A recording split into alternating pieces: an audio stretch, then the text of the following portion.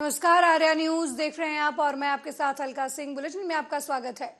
खबरों की तरफ आगे बढ़ते हैं। प्रधानमंत्री नरेंद्र मोदी आज रविवार को मन की बात कार्यक्रम के जरिए देशवासियों से संवाद किया। मन की बात कार्यक्रम का ये 103वां एपिसोड था। प्रधानमंत्री ने आज के कार्यक्रम में कई महत्वपूर्ण बातों का जिक्र किया। मानसून की बात करते हुए पीएम मोदी ने कहा कि जल संरक्षण की जरूरत है। नमस्कार। मन की बात में आप सभी का बहुत बहुत स्वागत है।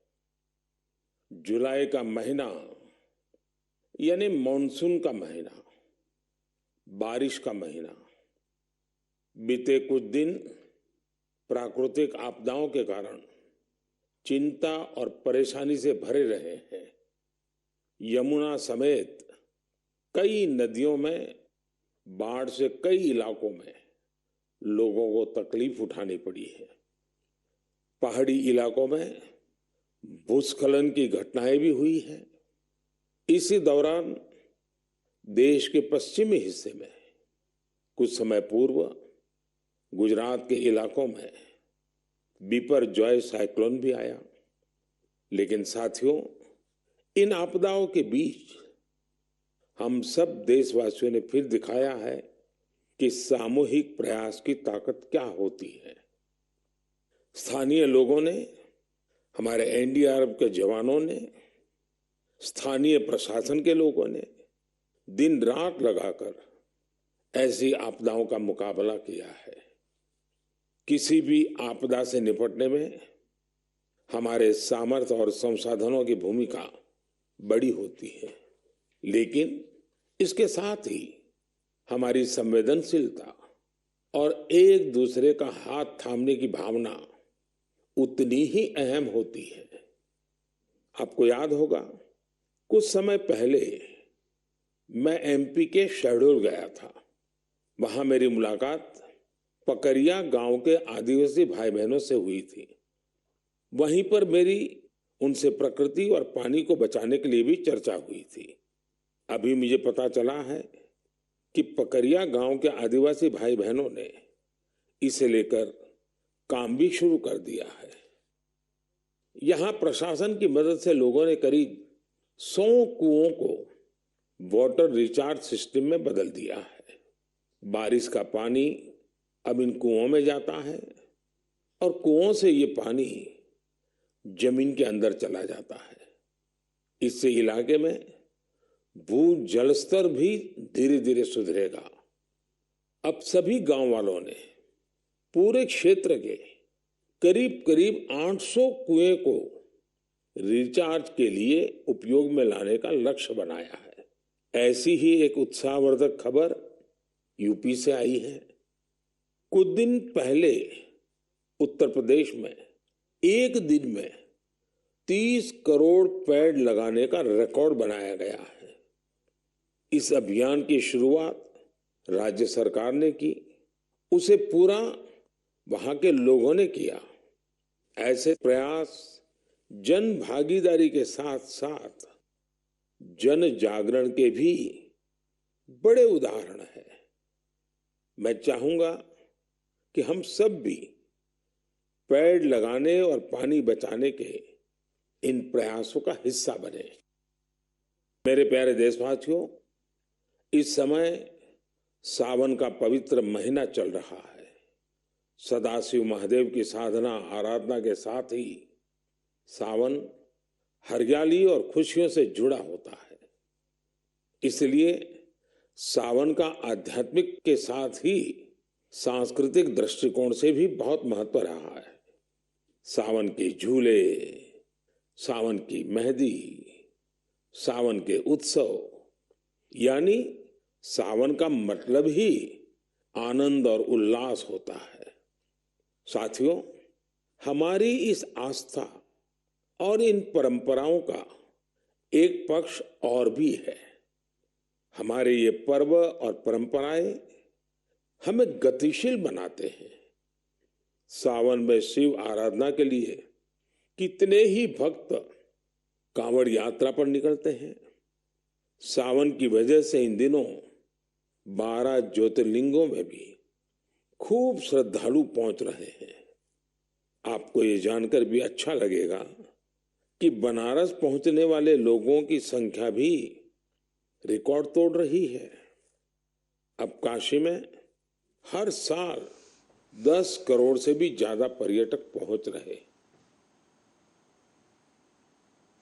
मणिपुर में जारी हिंसा का असर अब राजधानी दिल्ली में भी देखने को मिल रहा है। यहाँ बैठे लोग प्रदर्शन कर रहे हैं और केंद्र सरकार से मांग कर रहे हैं कि मणिपुर सरकार अपना इस्तीफा दे, नहीं तो उनका प्रदर्शन इस तरह ही जारी रहेगा।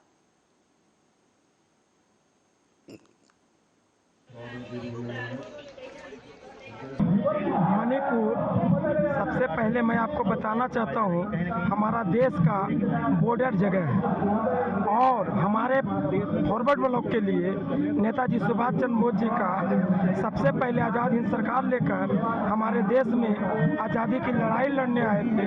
तो मणिपुर ही जगह था जो मणिपुर का जनता नेताजी को, आज़ाद हिंद सरकार को स्वागत किया था और मणिपुर का जनता को आज 2 समुदाय में बांट रहे हैं। मणिपुर वही जनता है जहां लोकतंत्र का एक मर्यादा रखता है और लोकतंत्र का ज़्यादा भागीदारी के 85% के रूप में वोट करता है उन लोग। आज मणिपुर को जलने के लिए हमारा देश का प्रधानमंत्री, मणिपुर का मुख्यमंत्री दोनों छोड़ दिए हैं। ये दोनों को लापरवाही के कारण आज मणिपुर का बच्चा हत्या हो रहा, बच्चे का, वहाँ महिला को नंगे परेड कराया जा रहा, वहाँ का जनता का मकान जलाया जा रहा। इसलिए आज हम लोग नेताजी सुभाष चंद्र बोस जी का सिपाही, फॉरवर्ड ब्लॉक का परिवार, हम लोग आए हैं प्रधानमंत्री को चुप्पी तोड़वाने के लिए।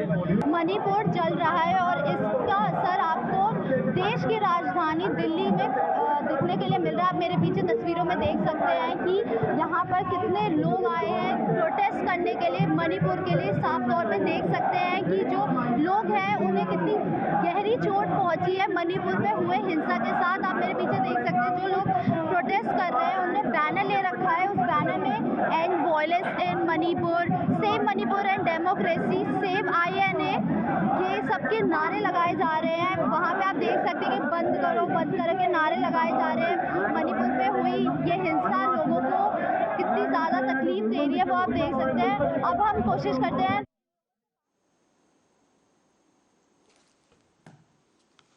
दिल्ली के बीजेपी ऑफिस में एक प्रेस वार्ता आयोजित की गई जिसमें दिल्ली बीजेपी से सांसद मनोज तिवारी ने हिस्सा लिया। इस दौरान उन्होंने मीडिया से बात करते हुए मणिपुर में जारी हिंसा पर विपक्ष पर निशाना साधा। इस दौरान और क्या कुछ कहा मनोज तिवारी ने, आपको सुनवाएंगे। देखिए, विपक्ष को जब मणिपुर में ये हादसा हुआ तो जाना चाहिए था, वो नहीं गए। गया कौन? गृह मंत्री। इस बार 147 लोग वहां पे मरे थे। 93 में 750 लोग मरे थे। इस बार प्रधानमंत्री ने भी स्टेटमेंट दिया, सदन में नहीं दिया क्योंकि सदन में स्टेटमेंट देना ये गृह मंत्री का कार्य है। प्रधानमंत्री ने प्रोटोकॉल तोड़ करके मणिपुर की घटना पे स्टेटमेंट दिया है। जब 93 में 750 लोग मरे थे तो आप सब लोगों को ये बात बहुत अच्छी तरह से लोगों को इन्फॉर्म करना चाहिए। तब न प्रधानमंत्री ने स्टेटमेंट दिया, न गृह मंत्री मणिपुर गए। गृह राज्य मंत्री गए, एक दिन के लिए जाकर के फोटो खिंचवा के आ गए। आज इस घटना के हुए थे 2 महीने हो गए ना। ये घटना आज की नहीं है मणिपुर की। ये घटना जब घटी तभी मणिपुर के दौरे पे, प्रवास पे गए थे गृह मंत्री जी।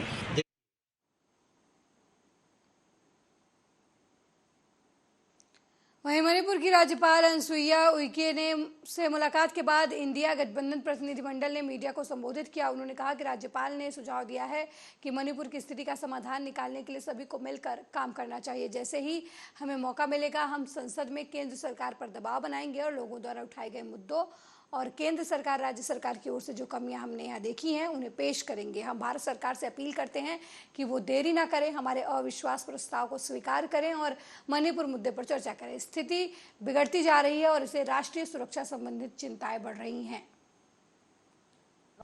मुद्दा हम उनके समीप रखे थे कि वैली के लोग हिल नहीं जा पाते, हिल के लोग वैली नहीं आ पाते।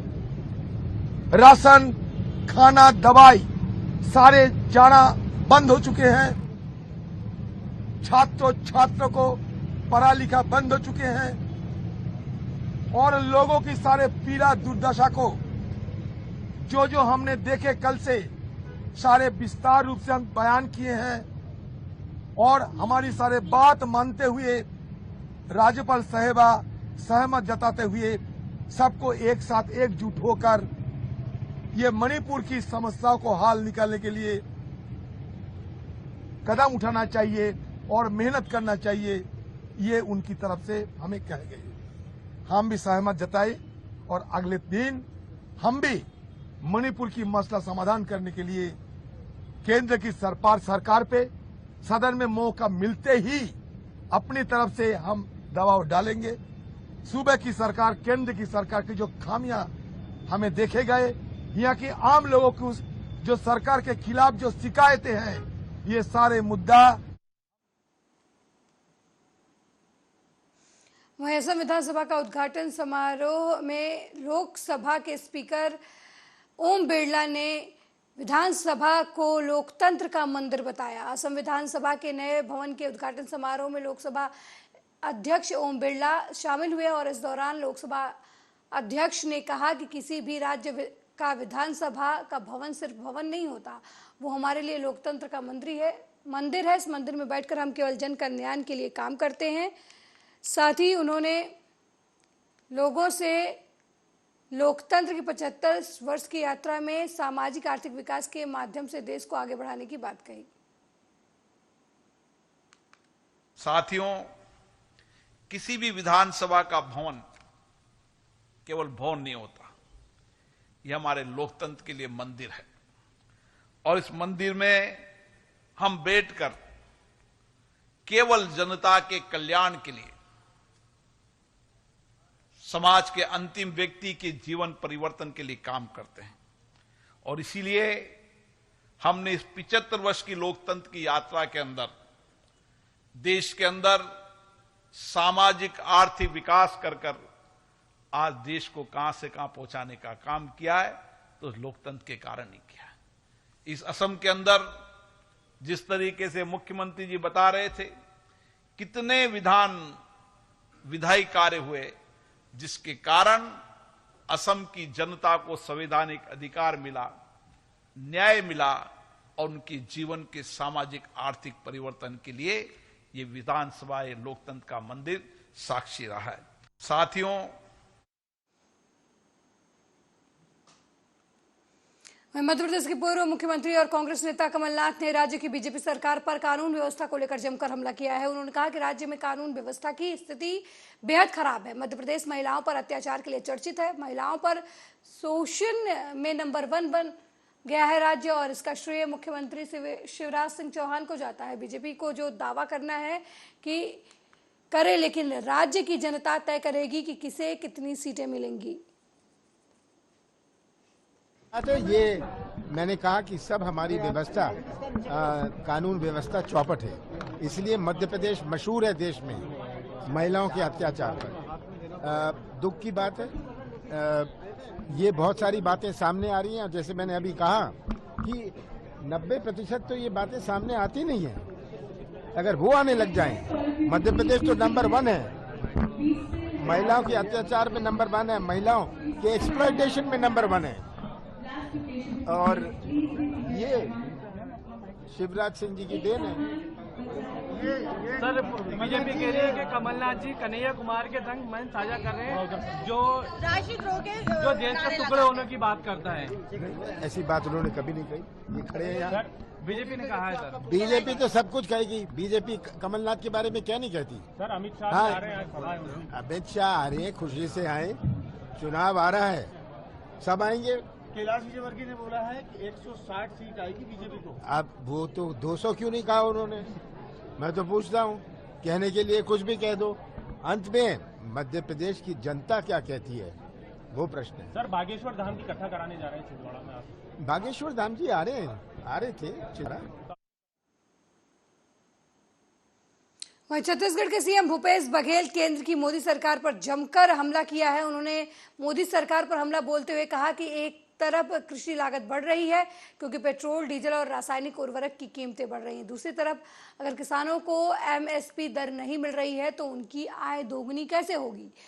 पिछली सरकार ने अनुसूचित जनजाति के अधिकारों को छीन लिया था। उनकी आंखों के सामने उनकी लाखों एकड़ जमीन छीन ली और कॉरपोरेट मित्रों को सौंप दी गई। यही छत्तीसगढ़ में हमने जमीन वापस देने की बात की। कांग्रेस सरकार ने हमेशा अनुसूचित जनजाति के कल्याण के लिए काम किया है और बीजेपी ने हमेशा उन्हें लूटा है। भाई, किसानों का आय दोगुनी यदि करने तो एक तरफ कृषि लागत बढ़ते जा रहा है क्योंकि डीजल, पेट्रोल और रासायनिक खाद के भाव बढ़े हैं, तो इसका मतलब यह है कि लागत में वृद्धि हो गई। दूसरी तरफ सैकड़ों किसान की मौतें हुई, उनकी शहादत हुई और उसको एमएसपी में अभी खट्टर साहब के सरकार में भी सूरजमुखी समर्थन मूल्य खरीदो इसलिए आंदोलन करना पड़ा। उसमें लाठियां बरसाई गई। ज्यादा पुरानी बात नहीं है, एक डेढ़ महीने पुरानी बात। तो यदि किसान को एमएसपी में रेट नहीं मिल रहा है तो आय दोगुनी कैसे हो गई? केवल 6,000 रुपया देने से। अब तो जो पहले दे दिए थे अब उसको वसूली शुरू कर दिए हैं लोग, उसको नोटिस भेज दिए, पैसा जमा करो। तो ये स्थिति, आय दुगनी कहां से हो गई? और दूसरा सवाल कौन सा था? अनुसूचित जनजाति की बात। तो पिछले सरकार में अनुसूचित जनजाति का आपने अधिकार छीना है। लाखों एकड़ जमीन आदिवासियों से छीन के अपने कॉरपोरेट मित्रों को आपने दिया है इसी छत्तीसगढ़ में। वहीं पीएम स्वनिधि के लाभार्थियों से उत्तराखंड के मुख्यमंत्री पुष्कर सिंह धामी ने बात की। पीएम धामी ने इस दौरान कहा कि प्रधानमंत्री न केवल भारत बल्कि पूरे विश्व का नेतृत्व कर रहे हैं। आज प्रधानमंत्री नरेंद्र मोदी भारत नहीं बल्कि पूरे विश्व के सबसे बड़े नेता हैं। वे अमेरिका, फ्रांस, ऑस्ट्रेलिया या फिर दुनिया के किसी भी देश में गए, जिस तरह से उनका स्वागत हुआ, जिस तरह से लोग उनकी तरफ आकर्षित होते हैं, ये सिर्फ प्रधानमंत्री का ही नहीं बल्कि भारत के 140 करोड़ लोगों का सम्मान है। में कि देखिए, दुनिया या भारत का जिन्होंने भी इतिहास बनाया है, जिन्होंने भी साधारण से असाधारण की यात्रा पूरी करी है, या जिन्होंने धरती में रहकर आसमान को छूने का काम किया है, वो सारे के सारे लोग बहुत सामान्य स्थितियों में, सामान्य परिस्थितियों में पैदा हुए हैं। उन्होंने जीवन के अभाव को नजदीक से देखा है, उनका सामना किया है। उन अभावों से निकलकर उन्होंने दुनिया को और देश को दिशा देने का काम किया है। आज हमारे हम प्रधानमंत्री जी को देखते हैं।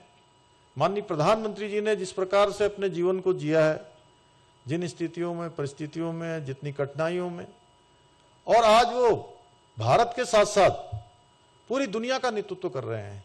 आज माननीय प्रधानमंत्री नरेंद्र मोदी जी केवल हिंदुस्तान के ही नहीं बल्कि दुनिया के सबसे बड़े नेता हैं। आप देख रहे होंगे, अमेरिका जाते हैं, फ्रांस जाते हैं या ऑस्ट्रेलिया जाते हैं, दुनिया के किसी देश में भी जाते हैं, तो प्रधानमंत्री जी का जिस प्रकार से आतिथ्य होता है, जिस प्रकार से उनका सत्कार होता है, जिस प्रकार से लोग वहां पर उनकी तरफ आकर्षित होते हैं, ये केवल प्रधानमंत्री जी का ही आतिथ्य और उनका ही स्वागत नहीं हो रहा है, बल्कि माननीय प्रधानमंत्री नरेंद्र मोदी जी के रूप में भारत के 140 करोड़ लोगों का आतिथ्य और सत्कार हो रहा है। हम सब गौरवान्वित हो रहे हैं। भारत का एक एक व्यक्ति आज जो है इस बात से गौरवान्वित हो रहा है कि पूरी दुनिया के अंदर हमारा मान, सम्मान, स्वाभिमान बढ़ रहा है। बीच में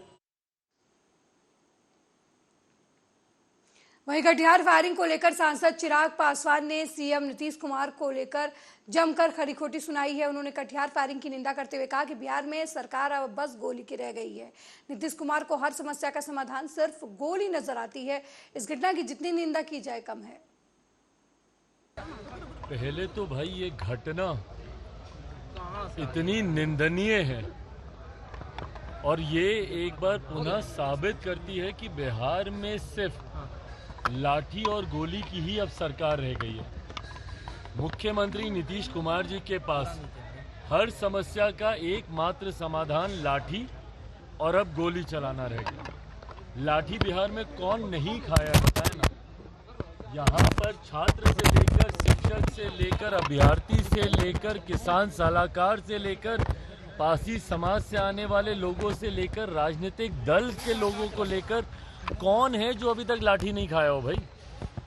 तो मुख्यमंत्री नीतीश कुमार जी के पास अगर सिर्फ एक लाठी गोली के अलावा अगर उनके पास किसी और समस्या का कोई समाधान नहीं है तो बता दें, एक नई परिभाषा अब रख दी जाए भैया। जंगल राज की जगह नीतीश राज को अगर परिभाषित करने के लिए सिर्फ लाठी और गोली की ही परिभाषा अगर इस्तेमाल करनी है तो कानून की सारी किताबें यहाँ पे जला देनी चाहिए।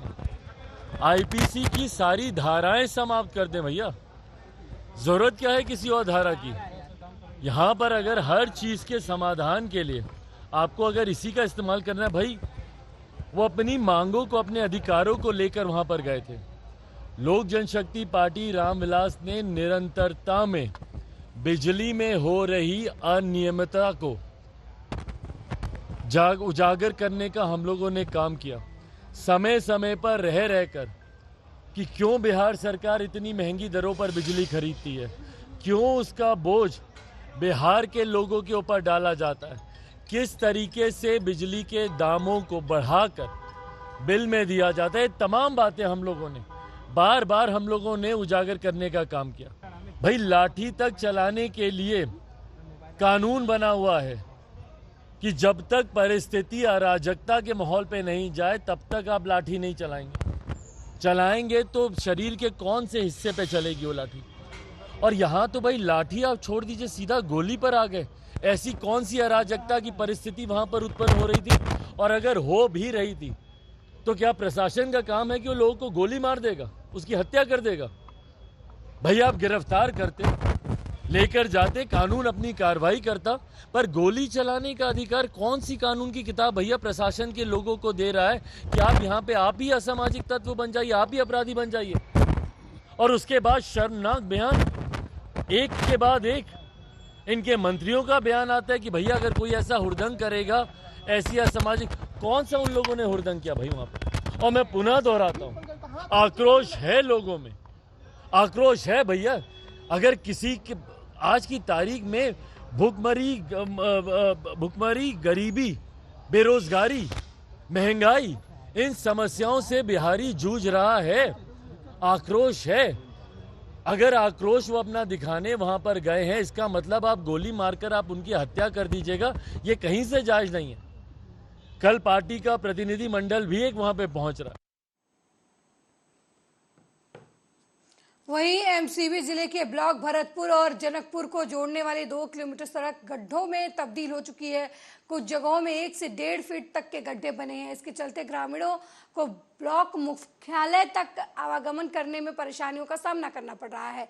बारिश के दिनों में ये परेशानी और भी ज्यादा बढ़ जाती है, जबकि पीडब्ल्यूडी विभाग की तरफ से 6 महीने पहले ही सड़क का डामरीकरण किया गया था। जानकारी के अनुसार सबसे ज्यादा सड़कों का निर्माण और रिपेयरिंग का काम भरतपुर में सोनहत विधानसभा क्षेत्र में आने वाले ग्रामीण इलाकों में किया गया है। अभी ठीक से बारिश भी नहीं हुई और सड़क पर सैकड़ों गड्ढे हो गए हैं।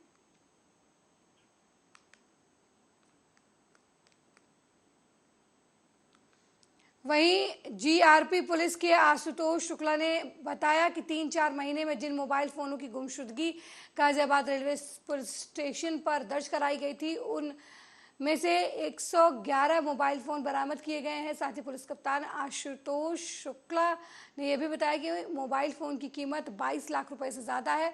पुलिस कप्तान आशुतोष शुक्ला ने खुद अपने हाथों से स्टेशन पर आए लोगों को उनके मोबाइल फोन वापस किए, जिसके बाद लोगों के चेहरे पर खुशी देखने को मिली। गाजियाबाद द्वारा विगत 2-3 महीने में जो मोबाइल फोन गुमशुदा हुए थे, जिनकी गुमशुदगी यहाँ थाने पर दर्ज की गई थी, को कठोर परिश्रम करके विभिन्न राज्यों से इनको ला करके बरामद किया गया है। और आपके समक्ष 111 मोबाइल फोन्स जिनकी कीमत 22 लाख से ऊपर है, आज उनके धारकों को प्रदान किया जाएगा। 35 लोग अभी तक यहाँ पर आ चुके हैं और लगभग 60 लोगों के आने की संभावना है। जो आए हुए हैं उनको भी मेरे द्वारा प्रदान किया जाएगा, और जो नहीं आ पाए किसी कारण वजह से उनको हम उनको भेजेंगे उनके घर के तहत। गाजियाबाद द्वारा वहीं प्रधानमंत्री नरेंद्र मोदी 1 अगस्त को पुणे जाएंगे। प्रधानमंत्री दगड़ू शेठ मंदिर में दर्शन और पूजन करेंगे। इसके बाद उन्हें लोकमान्य तिलक राष्ट्रीय पुरस्कार से सम्मानित किया जाएगा। इसके बाद वे मेट्रो ट्रेनों को हरी झंडी भी दिखाएंगे और अलग अलग विकास परियोजनाओं का उद्घाटन और शिलान्यास करेंगे। पीएम मोदी पीसीएमसी के तहत करीब 300 करोड़ रुपए की लागत से विकसित वेस्ट टू एनर्जी प्लांट का भी उद्घाटन करेंगे और पीसीएमसी द्वारा प्रधानमंत्री आवास योजना के तहत निर्मित 1200 से अधिक घरों को भी लोगों को सौंपेंगे। वहीं जन अधिकार पार्टी के राष्ट्रीय अध्यक्ष और पूर्व सांसद पप्पू यादव ने कटिहार गोलीकांड पर पुलिस प्रशासन के उस दावे पर गंभीर सवाल उठाए हैं जिसमें कहा गया है कि पुलिस की गोली से मौत नहीं हुई है। पप्पू यादव ने गोलीकांड की न्यायिक जांच की मांग की है। उन्होंने कहा कि अगर जांच नहीं हुई तो वो पटना हाईकोर्ट भी जाएंगे। बाद उनका कहना है कि ये गोली पुलिस के द्वारा नहीं चली है। ठीक है, फायरिंग हुई है, लेकिन ये आप लोग के भी पर होगा। एक उजला शर्ट वाला लड़का है जिसके बारे में कहा जा रहा है और कई लोगों ने इसको ट्वीट भी किया है, ये आप देख लीजिए।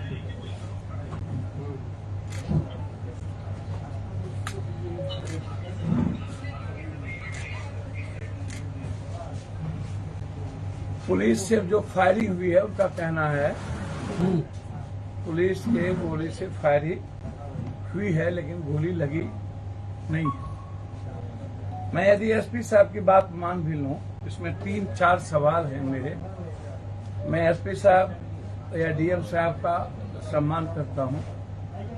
हमारी सरकार लगातार, चूंकि कई चीजों में बीजेपी जिसकी साजिश रहती है वो लगातार बदनाम हो रही है।